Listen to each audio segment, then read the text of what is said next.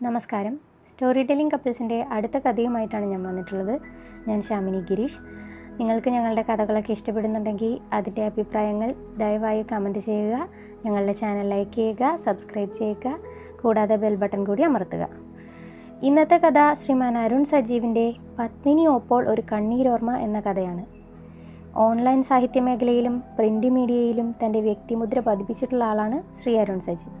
കഥകളിൽ നർമ്മം കലർത്തിയും ഗൗരവതരമായ വിഷയങ്ങൾ ഹൃദയത്തെ സ്പർശിക്കും വിധവും രചിച്ച് അദ്ദേഹം വായനക്കാരെ രസിപ്പിക്കാറുണ്ട്. അത്തരത്തിലൊരു കഥയാണിത്. എല്ലാവരും കേൾക്കുക. പുഴ അതിരിടുന്ന പാടം കണ്ടിട്ടുണ്ടോ?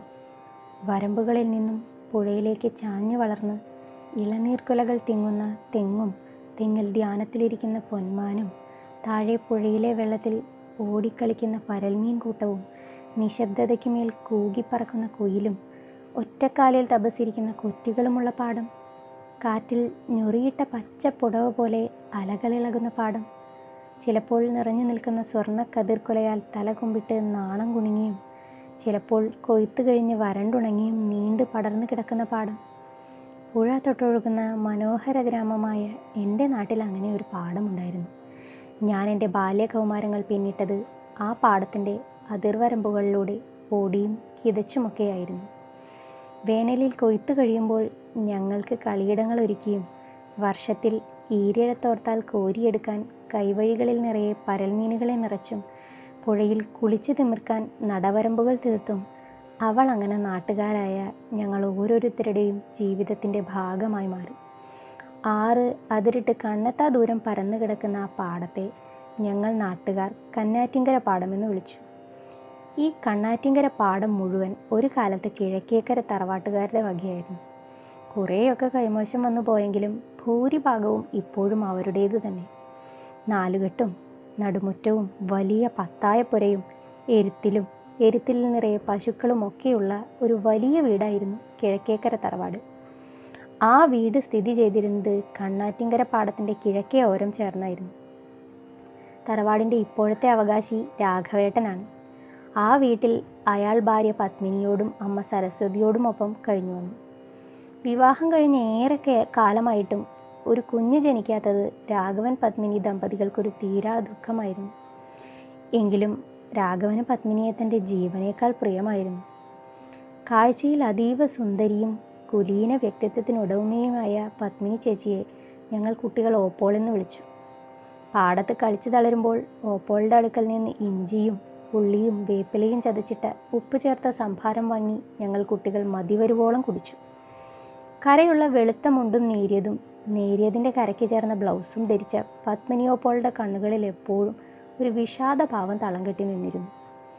വലിയ നെറ്റിയിൽ പതിവ് ചന്ദനക്കുറിക്ക് മേലെ നീളത്തിലൊരു സിന്ദൂരപ്പൊട്ടും ഇരുവശത്തേക്ക് വകഞ്ഞു ചീകിയ നീളൻ മുടിയും ആ മുടിയിൽ സദാ തിളങ്ങി നിൽക്കുന്ന തുളസിക്കതിരും ആ വിഷാദഭാവത്തിനൊരു പ്രത്യേക ചന്തം പകർന്നു. ഓപ്പോൾക്ക് മറ്റു കുട്ടികളോടുള്ളതിനേക്കാൾ അല്പം ഇഷ്ടം എന്നോട് കൂടുതലുണ്ടായിരുന്നു. അമ്മയോടുള്ള അടുപ്പം കൊണ്ടാണോ എന്നറിയില്ല. അവർ സരസ്വതി അമ്മ കാണാതെ നെയ്യപ്പവും അവലോസുണ്ടയും നേരിയതിൻ്റെ കോന്തലയിൽ മറച്ച് എനിക്ക് കൊണ്ടുവന്ന് തരാറുണ്ടായിരുന്നു. ഞാനത് കഴിച്ചു തീരും വരെ കാത്തു നിൽക്കുകയും ഉണ്ണിയോട്ടിൻ്റെ ഉണ്ണിവയർ നിറഞ്ഞോ എന്ന് എൻ്റെ നെറുകയിൽ തലോടി കളിയായി ചോദിക്കുകയും ചെയ്തിരുന്നു. സന്ധ്യയ്ക്ക് തറവാട്ടിലെ മൂർത്തികൾക്ക് വിളക്ക് വയ്ക്കാൻ സർപ്പക്കാവിൽ പോകാനും ദേവന് മാല ചാർത്താൻ കൂവളപ്പൂ പറിക്കാനും ഞാനും ഓപ്പോളോടൊപ്പം നടന്നു. തെളിഞ്ഞും കറുത്തും കാലമങ്ങനെ മുന്നോട്ട് നീങ്ങവേ കിഴക്കേക്കര തറവാട്ടിൽ ചില അനർത്ഥങ്ങൾ നടന്നു. ഒരിക്കൽ വിളഞ്ഞു കിടന്ന പാടത്ത് തീ പടർന്ന് കുറേ വിളവ് നശിച്ചു. പിന്നൊരിക്കൽ എരുത്തിലെ 2-3 പശുക്കൾ ചത്തുവീണു. നടക്കുന്നതെല്ലാം അപശകുനങ്ങളാണെന്നും അതിന് പരിഹാരം കാണാൻ പൂജാവിധികൾ ആവശ്യമാണെന്നുമുള്ള സരസ്വതി അമ്മയുടെ നിർബന്ധപ്രകാരം രാഘവേട്ടൻ കാര്യസ്ഥൻ രാമൻ നായരെ കൊണ്ട് അയാളുടെ പരിചയത്തിലുള്ള ഒരു ജ്യോത്സ്യനെ വരുത്തി പ്രശ്നം വെപ്പിച്ചു. പ്രശ്നവശാൽ രാഘവേട്ടന് കുട്ടികളില്ലാത്തതും തറവാട്ടിൽ അനർത്ഥങ്ങൾ നടക്കുന്നതും പത്മിനി ഓപ്പോളിൻ്റെ ജാതകദോഷം കൊണ്ടാണെന്ന് ജ്യോത്സ്യൻ പ്രവചിച്ചു. പരിഹാരമായി മറ്റൊരു വിവാഹം കഴിച്ച് തറവാട് കുറ്റിയേറ്റു പോകാതെ കാക്കണമെന്നും അയാൾ കൂട്ടിച്ചേർത്തു. ഈ സംഭവത്തോടുകൂടി ഓപ്പോൾ കടുത്ത വിഷാദത്തിലായി. എന്നാൽ തൻ്റെ ജീവനായ ഭാര്യയെ വേദനിപ്പിക്കാനോ അവളെ പിരിയാനോ രാഘവേട്ടൻ ഒരിക്കലും തയ്യാറായിരുന്നില്ല. എങ്കിലും സരസ്വതിയമ്മ മകനെ മറ്റൊരു വിവാഹം കഴിക്കാൻ നിർബന്ധിച്ചുകൊണ്ടേയിരുന്നു. ഒരിക്കൽ സരസ്വതിയമ്മയുടെ കുത്തുവാക്ക് സഹിക്കവയ്യാതായപ്പോൾ ഓപ്പോൾ എൻ്റെ അമ്മയോട് അവർ രാഘവേട്ടനെ ഉപേക്ഷിച്ച് സ്വന്തം വീട്ടിലേക്ക് മടങ്ങിപ്പോകാൻ ഒരുങ്ങിയ കഥ പറഞ്ഞു. നീ പോയാൽ ഞാൻ ഈ വീട്ടിൽ ജലപാനമില്ലാതെ മരണം വരെ കിടക്കും എന്ന രാഘവേട്ടൻ്റെ ഭീഷണിക്ക് മുമ്പിൽ അവസാനം ഓപ്പോൾക്ക് തോറ്റു പിൻവാങ്ങേണ്ടി വന്ന കാര്യം പറഞ്ഞത് കേട്ട് അമ്മയെപ്പോലെ എൻ്റെ കണ്ണുകളും അപ്പോൾ ഈറനണിഞ്ഞു.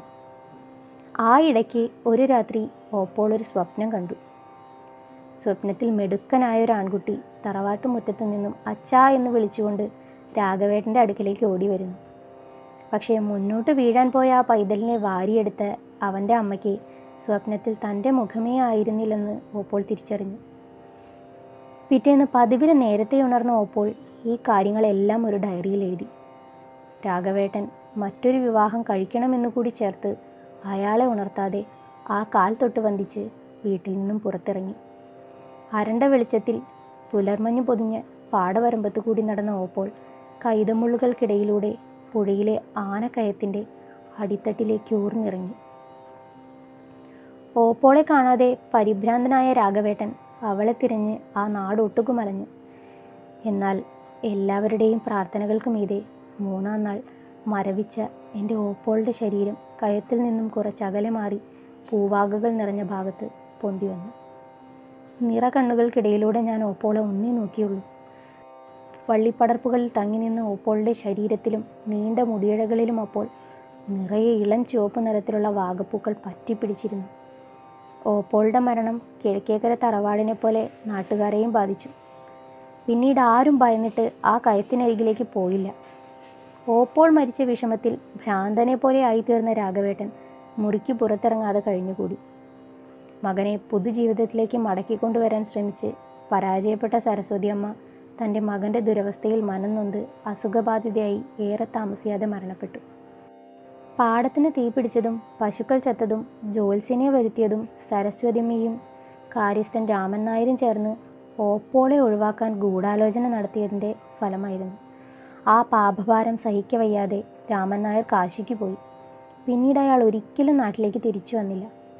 തൻ്റെ സ്വത്തുവകകളുടെ അവകാശം സഹോദരീപുത്രൻ്റെ പേർക്കെഴുതിയ രാഘവേട്ടൻ കണ്ണാറ്റിങ്കര പാടത്ത് വിളയുന്ന നെല്ല് എല്ലാ കൊല്ലവും അനാഥാലയത്തിലെ കുഞ്ഞുങ്ങൾക്ക് നൽകണമെന്നുകൂടി ഭാഗപത്രത്തിൽ കൂട്ടിച്ചേർത്ത് വിഷം കഴിച്ച് ഒറ്റപ്പെടലിൻ്റെ ആ ലോകത്തു നിന്നും എന്നേക്കുമായി മുക്തി നേടി. കാലമേറെ കഴിഞ്ഞിട്ടും നാട്ടുകാരെല്ലാം ഓപ്പോൾ മുങ്ങി മരിച്ച ആനക്കയത്തിനരികെ പോകാൻ ഭയന്നപ്പോൾ ഞാൻ പലപ്പോഴും ആരും കാണാതെ ആ പൂവാക ചുവട്ടിലെത്തി. ഉണ്ണൂട്ടാ എന്ന ഓപ്പോളിൻ്റെ വിളിക്കായി വെറുതെ കാതോർക്കാറുണ്ടായിരുന്നു. ശ്രീ അരുൺ വി സജീവിൻ്റെ പത്മിനി ഓപ്പോൾ ഒരു കണ്ണീരോർമ്മ എന്ന കഥ.